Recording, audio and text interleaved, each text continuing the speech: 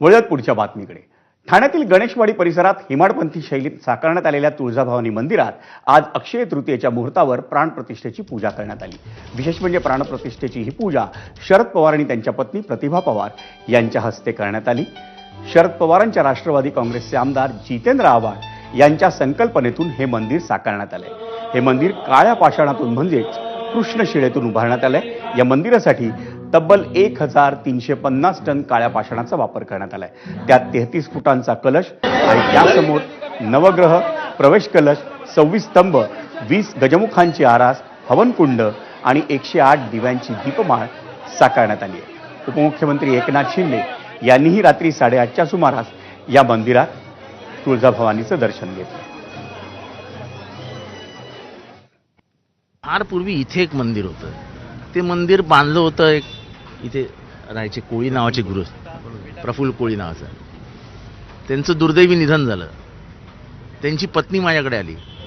त्या म्हणाला तुम्हाला पाहिजे त्याचं बांधा, पण माझ्या नवऱ्याची इच्छा होती तर तुम्ही ते पूर्ण करा. मग नंतर हे मंदिर कसं बांधायचं ह्याच्यावर अनेक चर्चा झाल्या. आर्किटेक्ट, डिझायनर सगळे बसलो आम्ही आणि मग हे पूर्ण पाषाणाचं मंदिर बांधायचं, जे 500 वर्ष या मंदिराला काही होणार नाही. आणि मग ते तुळजापूरच्या धर्तीवरच त्याचं कोरीव काम असलं पाहिजे असं ठरवून हे मंदिर बांधलं. हे मंदिर त्याचं हे वास्तुशिल्प, त्याची कलाकृती ही बघितल्याच्या नंतर एक क्वचित बघायला मिळेल अशा प्रकारची ही कलाकृती या ठिकाणी केलेली आहे.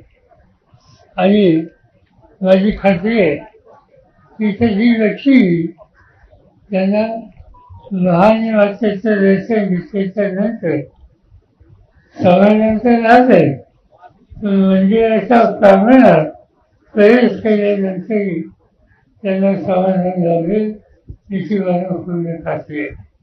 ठाणेकर नागरिक म्हणून त्यांचे आभारी प्रकट करतो की अतिशय भव्य आणि सुंदर रेखीव किमान 500 वर्ष तरी ह्या मंदिराचा इतिहास कायम राहील अशा पद्धतीनं काळ्या पाषाणाचं हे मंदिर त्यांनी बनवलेलं आहे.